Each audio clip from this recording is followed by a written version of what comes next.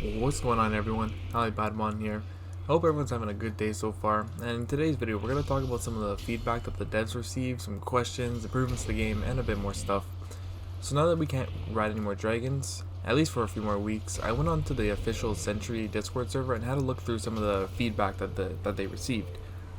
So one person said that a lot of people are mad because 6v6 is laggy, and his concern was for survival game mode, which is going to be 6v6v6. And with the instability of the current servers, they wanted to know what kind of improvements are going to be done. And one of the devs replied with that the team is looking into the issues that can happen. Survival is not even out yet, and neither is the full game, so not even to worry about it. They still have to polish some stuff, and like I said, it's also the closed beta, and that they are aware that some of the lags and disconnections, and is currently being worked on, which is some very, very good news. The next person had a question for the devs rather than a game suggestion, and this question was, how many dragon skins are currently in the game? And the dev replied, I don't have the number, but he will let it be a surprise. Which, to me, that's pretty good news, because that means I think he's put a lot of work into the game, and obviously the game's free to play, and their monetization system is going to be a lot on dragon skins, so you'll know a lot of skins will be coming to the game. Our next person has a game suggestion about the daily missions and the weekly missions, and his first point is that the daily missions should be doable solo. It was annoying in the beta that you had to have a squad mate for, I'd probably say, around 70% of them, but it was just the beta, and all they really wanted was playtesters. Everything else was just in the game, and their main focus wasn't really on that. The next point was that they should consider people that they do have jobs and family, school, whatever it is, and to add like missions like kill the flag carrier 2 times or kill 5 enemies with a fireball. That's an easier daily mission than to have something like he mentions here, kill berserk enemy 7 times. Like, that for a daily mission is pretty insane, and it's really excessive. Like, think about it. How many games do you play? Let's say in 10 games, does the enemy team get the berserk? In his next point, he says, if you're going to require a specific map or game type, give us the option to select maps. Needing Gates of Fire with 2 other game modes available means you could spend all day trying to get the mode you need for your daily. I'm going to disregard it because, like I said, they just needed playtesters, and it's a little bit crappy that this stuff kind of wasn't implemented in the game, but at the end of the day, we all had fun anyways, and like I said, they really just, their main focus was the playtesters, and they wanted to release the cleanest version of the game that they possibly can at launch. What he has to say for weekly missions is that he thinks that it's fine, and if they're going to keep those difficult daily missions, that they'll just add them in the weekly missions, because you can easily do the 7 berserk enemies in a weekly mission, like once a day is not that hard to achieve.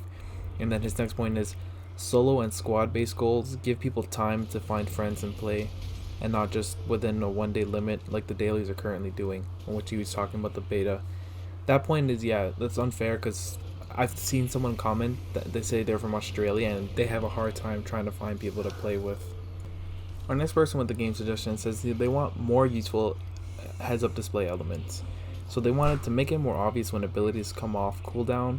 They find it hard to tell when their abilities are ready, especially when they're hyper-focused on the actual gameplay, unless they look at their abilities in the corner. And they suggest perhaps some kind of faint pop-up in the middle of the screen, or a better sound notification could work. Or what I was even thinking, if you've played pretty much any like hero shooter, when you have like their main ability and how that pops up on your screen, like something like that even for both abilities would work. His next point is having the targeting circle change size depending on your distance you are from the targeted player. Sometimes it can be confusing as how far you are or close to someone, aside from the fire breath indicator. Plus, he thinks it would look nice. I think this would be more important for newer players, because I kind of struggled with this at first too. You can't really tell when you're in like flamethrower range, and it would be nice to get like a hit marker outline around it or something. That would be pretty neat. Or like even like a fire outline. Maybe that's not too disruptive with your heads-up display, but something just in general would be nice to have when you're in fire breath range, and maybe even a better way of telling when you're in fireball range, because all it is right now, I believe, it's just like a gray ring, or just like there with their name or something like that. Or sorry, no, I think it's just like the enemy diamond, and then when you get in fireball range, you see their green health blow up. He also makes a side suggestion about the Windguard Salvation Surge ability, and if you don't know what's currently wrong with it, is if you're on one side of the map and you're trying to target a teammate on the other side of the map, and unless you're like completely straight on, no obstacles in the way, you'll go towards them and activate the Salvation Surge. But the second your teammate, as you're flying towards them, go around a rock or just some sort of like barrier in the way, your dragon, the game won't do an animation or just kind of bump you out of the way how you think would normally work. And it's really frustrating because you get caught on the most stupid stuff and you're not always in full control, and you have to kind of read your teammates too wherever they're going, because if not, you're just going to fly into the wall. This next one I think is going to shock a lot of people, and I believe a lot of people know that the XP system and the gold system is just, it's kind of crappy, but this person did some numbers and they came up with, to get to level 100, it's going to take 15,625,000 XP just to get to level 100. That's insane when you think about it. Think about how much XP you just get per match on average, not even like your highest. You can even think about your highest and how long it would still take if you're at your top performance 100% of the time. And he actually did the numbers, and he did an average. If you played a game, every game you played was 2,500 score at the end of every single game, it would take you 303 hours and 11 minutes to get to level 100. Think about how insane that is. So this system really does need to be changed. They also talk about the gold payouts and some of the gem rewards. I don't think the gem rewards will be touched, but the gold payouts really need to be changed for this, because if you're going to put that much time into it, you need to get paid a lot more gold. Or even better, just change the system, give more XP on the dailies, like a lot more XP. I think that would be a good way to counterbalance it, or just give more XP in general at the end of every match. This one doesn't really have much of a category, but it's pretty funny and it's pretty crazy to look at. So just look at the weekly missions he has here. His first one says Officer, just to become the top 2 players of your team at the end of a Gates of Fire match. Pretty easy, wouldn't take you long. It's not even a daily, it's a weekly. And like I said, it's not that hard to get. And he gets 375 XP and 94 gold. Pretty stinking average. But look at his next one, Dragoneer of the Lake. Win 40 matches on, I don't even know how to say that, but the lake map. Win 40 matches on a specific map when there's probably going to be more than 3 maps. There's 3 maps officially in the game. Well, you can count 4. One is a variant. There's 2 versions of the starter map that you play on when you first started the game. But this is insane. This is another system that really needs to change, because look how easy that is, and you get way more XP. 300 XP and 75 gold for winning 40 matches. That is absolutely outrageous.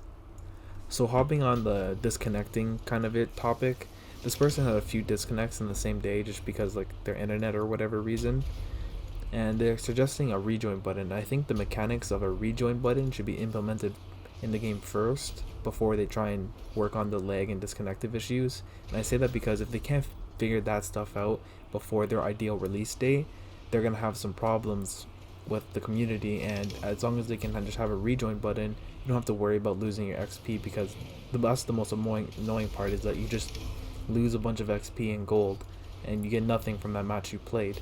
Plus you're gonna get a penalty time, which is nothing. It's a slap on the wrist, 30 seconds, but it's also annoying just for a random disconnect. It's not even like you purposely quit the game.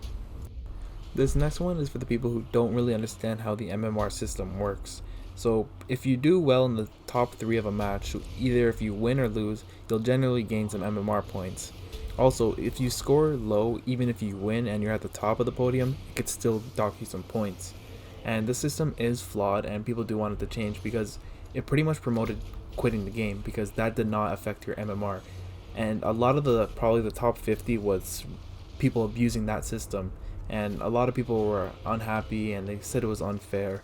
So the system does need to be changed. No one really has I haven't seen any great ideas about it, but hopefully they do change something and just make it like strictly on wins, objective played, or good score, stuff like that. Like that's what it should be based on. This next one would be a really cool idea and a really cool concept, and it would be just racing your dragons. Like there's something about racing with your dragons would just be awesome. And it could be the same mechanics as Gates of Fire. Maybe not using the exact same checkpoints, but maybe like custom checkpoints through like holes in giant rocks, or through those like super fast boost tunnels, and like under the cave system. Like that would be really awesome, and I'd love to see them implement something like this. And that's all I got for you guys today. Let me know if you guys do want a part 2 of this, where I can go more into the Discord servers, or maybe I can go some digging around on their Twitter. But just let me know down in the comments if you enjoyed and what you think about some of this, like how crazy it is to get to level 100, or if you'd want to see a racing game mode. Hope you guys have a great rest of your day, and as always, I'm Ali Badwan, and I'm out. Peace.